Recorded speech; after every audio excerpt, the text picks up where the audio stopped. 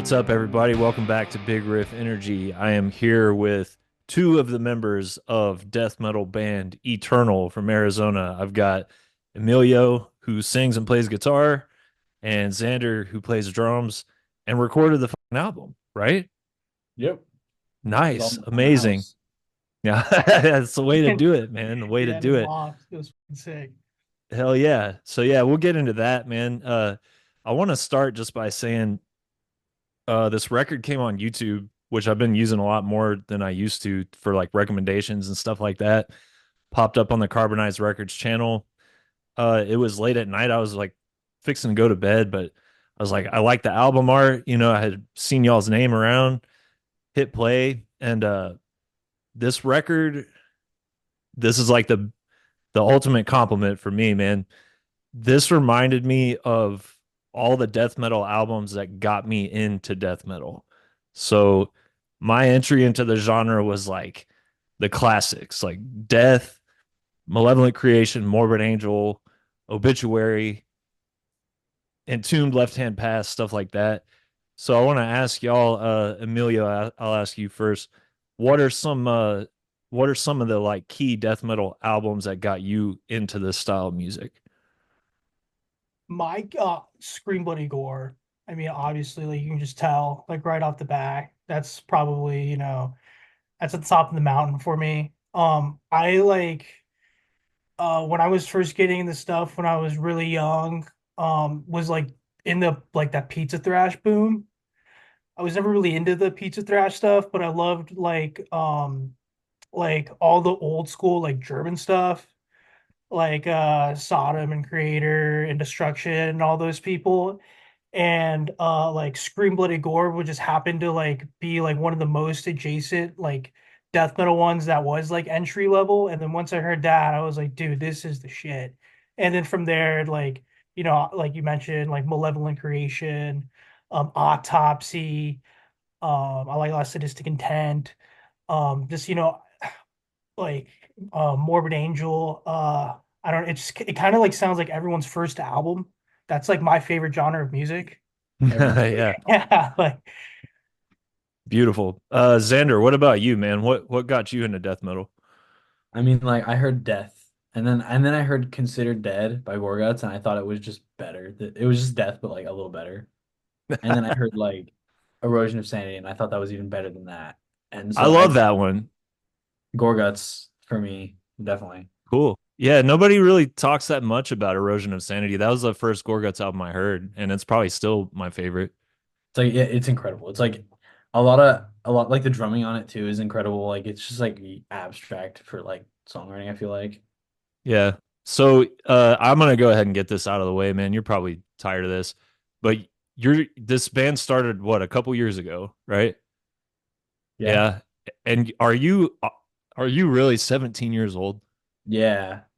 I was like Dude, 14, like 15 or something when he we was he started. was 14 when we started, and when I first met him, he was 13.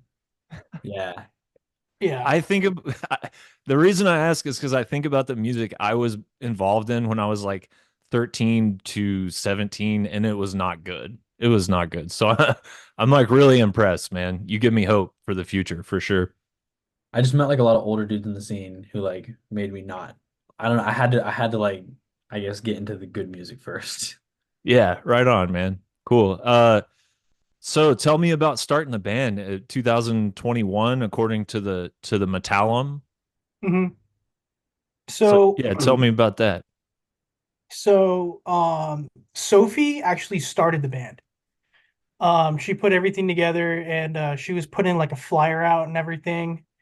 And I like wanted to do like vocals in the band. Originally, I was just the vocalist, and I actually saw on Xander's story he shared, Sophie's flyer and the list of bands she wanted to sound like, where you're like all up my alley and stuff that I could definitely do. Like it was all like OSDM stuff, and so we met up. I met up with her, and she's really young too. I mean, at the time she was only like 18, and we had like our first lineup then, and we were just like working on stuff.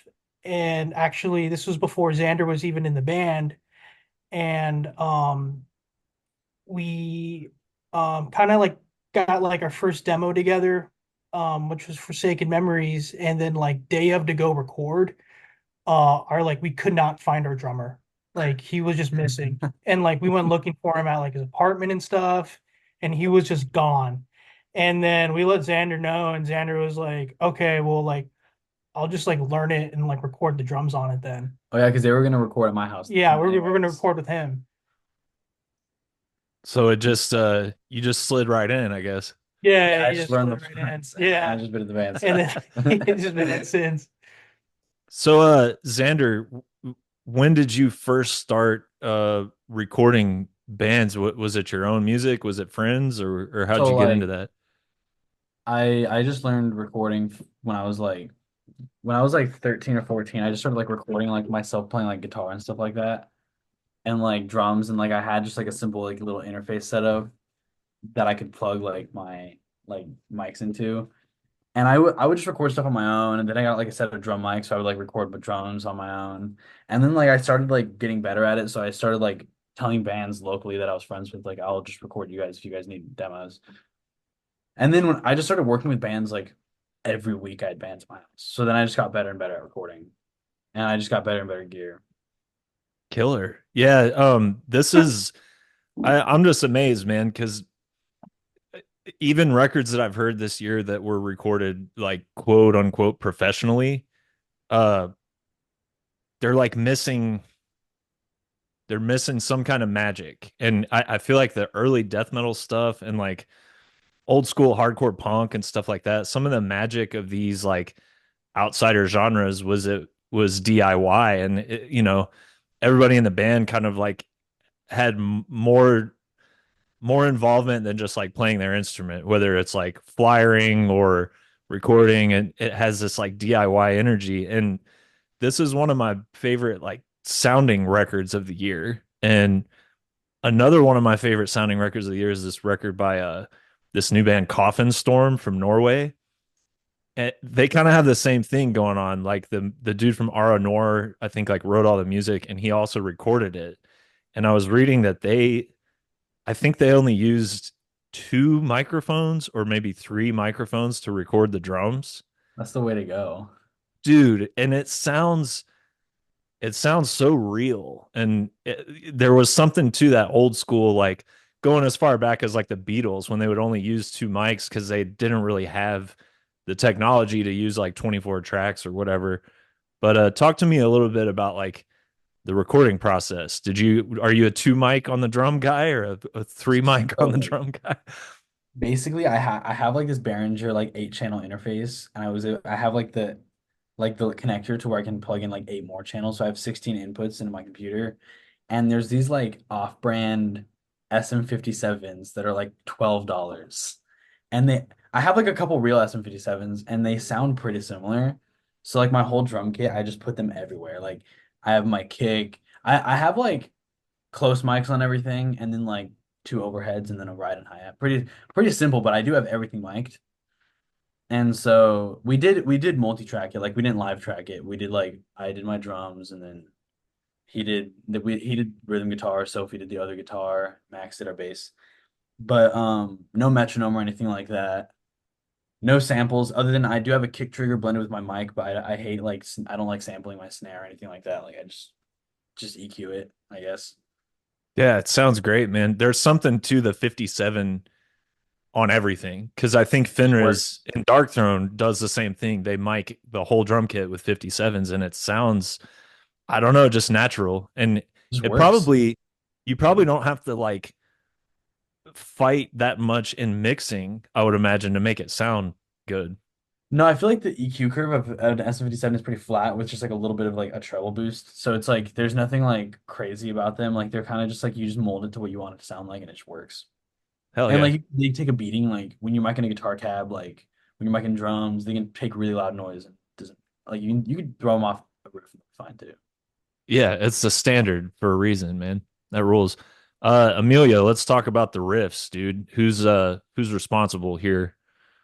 Um, we all pretty much like help out and come together.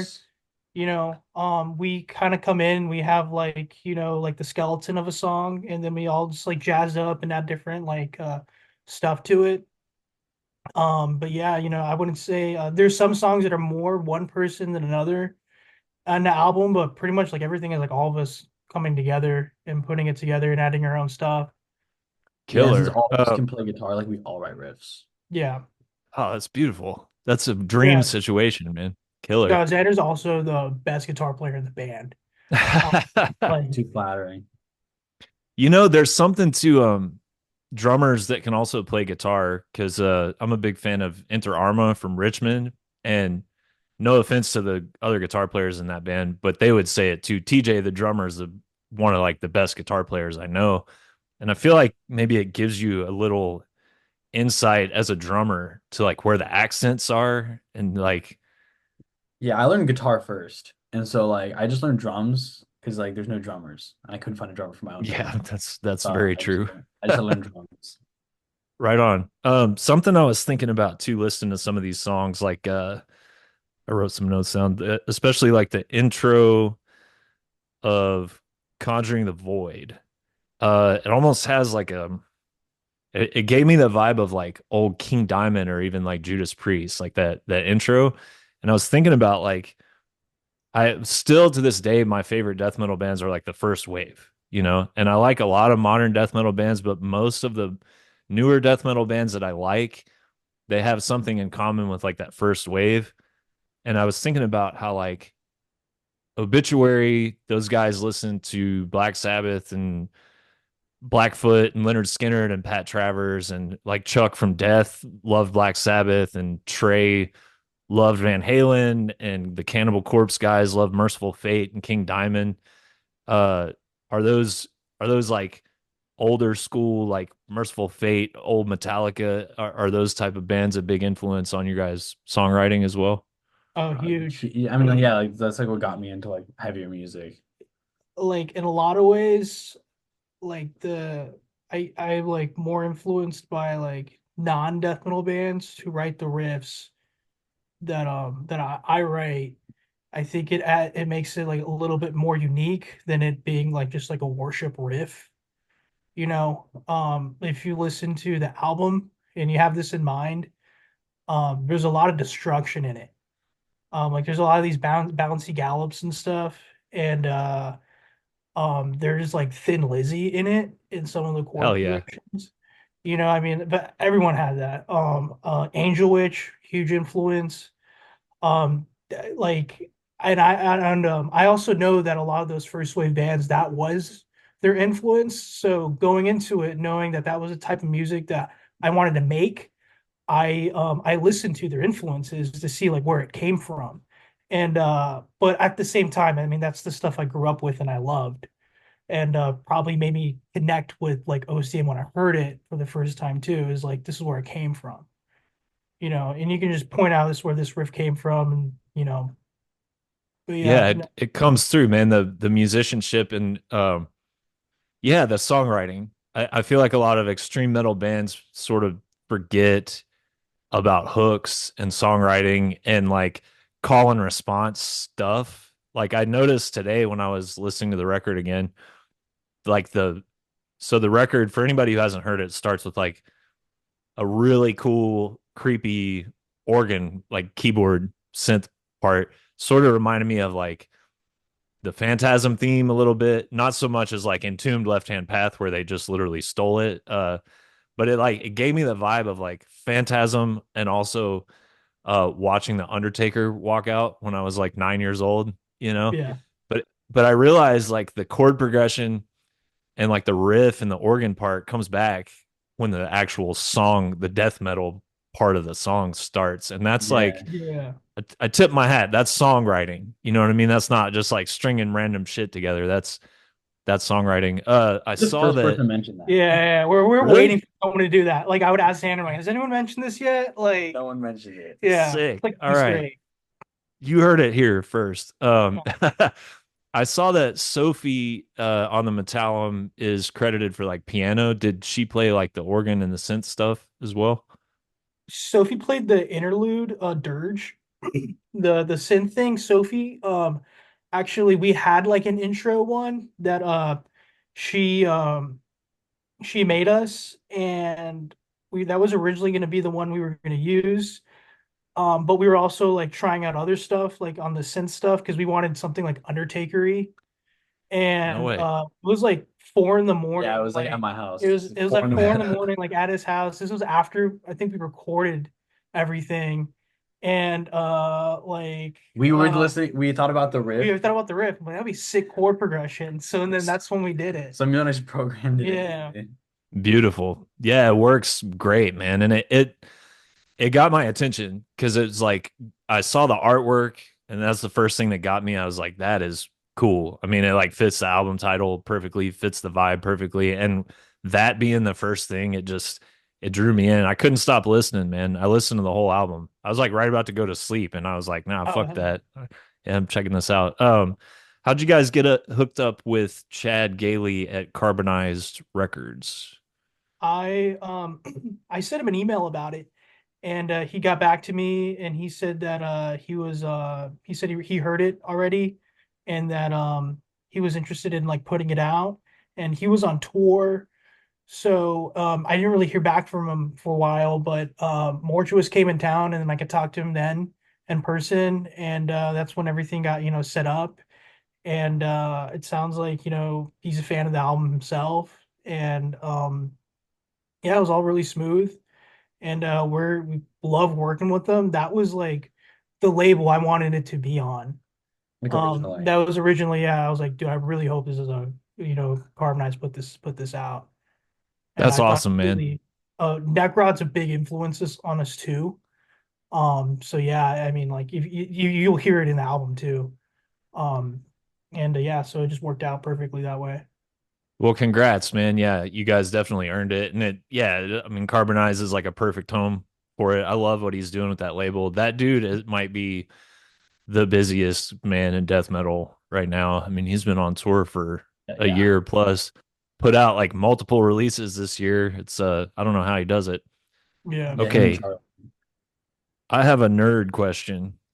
What's up? Uh, is Guide Thy Hand a reference to the movie The Witch? Yes, it is. Yes, I thought so. Yeah. I love that movie. Cool. All Yeah. right. Now I got a couple stock questions that I ask everybody. I don't know, I've literally everybody, no matter who I talk to. So, Amelia, I'll start with you. Favorite Morbid Angel record? Altars. Me too. Yeah. Xander? Altars or formulas? I say Altars, even though I'm wearing the Covenant shirt. I think I'm Covenant might be second. Uh, just really good too. favorite Death album? Scream Bloody Gore.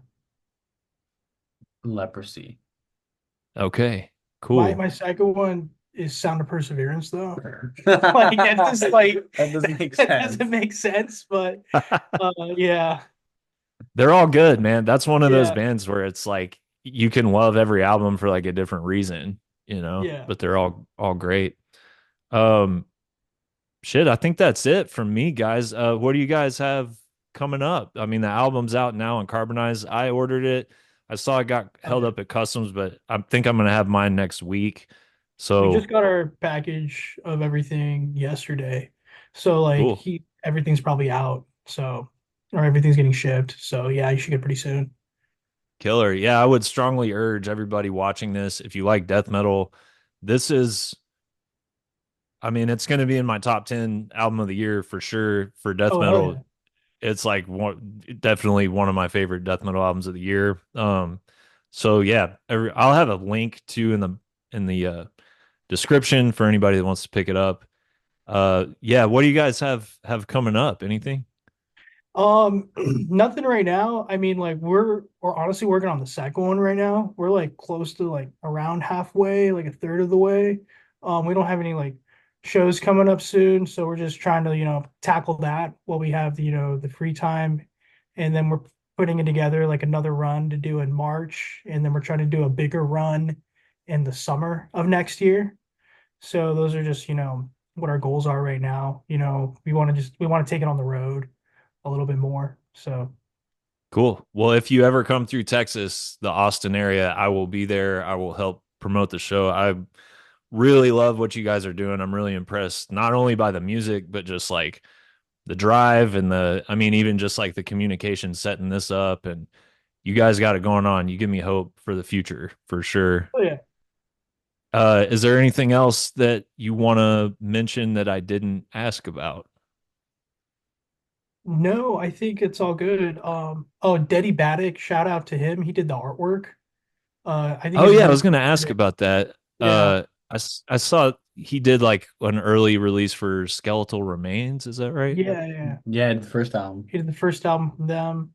And actually it was like perfect because he had already had that artwork for sale when I already knew like I wanted to call the album Cryptic Lust. It's perfect. Like yeah, I saw it and I was like, dude, take my money. Like, yeah. Cool, man. Yeah, So yeah, he's it a really good artist. it looks how the album sounds. Like as soon as I saw it with the organ intro and that first song started, I was like, I know what this is. You can immediately tell it's old school death Yeah, metal. it's also it grabs you. I love his style too, is like that it's that like that Giallo feel too, like a lot of his other artwork. Like it looks like it could be like a horror movie, poster. Yeah, that's so Yeah, sick. Are you guys I asked about The Witch earlier. Are you guys like big horror movie fans? huge. Love Yeah, horror movies. Cool. huge. Did you see Terrifier 3? Yeah, we just saw it the other day. I thought I'm part 2 was Yeah. cooler. I really liked part 2. Part two was cool. I feel like the third one, like part two was like an epic. The third one was like kind of like chopped up in parts. I Yeah. didn't really know where the story was going. Part two, it felt like, it had like its climax and everything. Part 2 felt like Dream Warriors almost. Yes. Yeah. It was like out there. Yeah. Cool. Any other horror movies this year that you guys enjoyed? Horror movies this year. Hmm. this year. There was like surprisingly, I liked The First Omen. Yeah, me Um, too. I couldn't that was believe how I cool didn't that think it was was. gonna be that great, and I was like, damn, this is badass. Like, If I felt like I um, was watching a fucking William Friedkin movie for a minute, like The Exorcist or so, like it was shot like so old school. It was like yeah, really artistic. it was like its own movie. It wasn't like forced, at the Right. end tied together. But like, yeah, it was. I thought that was really good. That was like a really good, surprising one that came out. There's a lot of religious horror this year. Immaculate too. Did you guys see In a Violent Nature? Yeah, that one's badass. I didn't see that I one. like Yeah, it. that I've one's been telling people that's like if you had a record that was like an ambient or like shoegaze record, and then every once in a while there's like a 30-second like death metal part. That's what that movie felt like to me. yeah. Good shit. All right, boys. Anything else? Oh no, I That's think it. that's it. Yeah, thank you for having us on. Like it was Yeah, super dude. cool, man. Like we're Of huge to hear course. that you're a fan of the record and everything. That means a lot to us. You have a lot of kind words to say. You know. Absolutely. Yeah, man. I'll anything you guys ever need that you think I can help with, I'm here. I love what you're doing, and I'm down for the cause for sure. And I again, anybody watching or listening, go check out Eternal Cryptic Lust. It's out now on Carbonized Records, one of the best records of the year. And thanks for your time, guys. Yeah, thanks, Thank man. you. Appreciate it. Have a good one. Hell yeah. Later.